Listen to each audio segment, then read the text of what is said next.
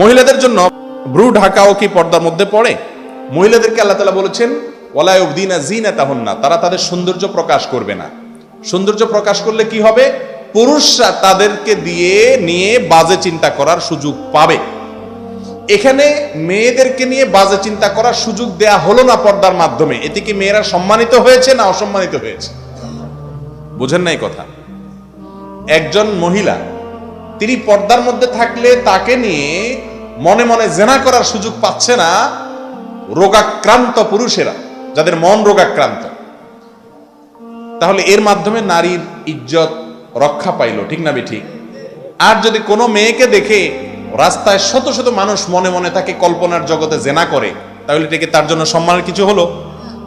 যারা পর্দা করে না, যারা বেপর্দা চলে, তাদেরকেও যদি কোনো লোক যায়া কোনো খারাপ কথা বলে, জেনার কথা বলে, রাগ হবে কি হবে না বলেন? তো যেই কথা বললে আমাকে আমার রাগ হবে, সেই কথা আমি জানি মনে মনে কল্পনা করতেছে, সেই সুযোগ দেয়া কোনো বুদ্ধিমতী নারীর কাজ হতে। এই জন্য ইসলাম পর্দার কথা বলেছে। এই পর্দা নারীর সম্মান রক্ষা করে, নারীর ইজ্জত রক্ষা করে, নারীকে সম্ভ্রান্ত করে তুলে ধরে।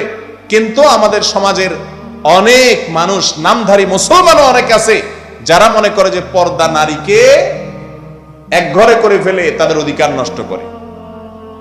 আল্লাহ তাআলা আমাদেরকে পর্দার গুরুত্ব বোঝার তৌফিক দান করুন।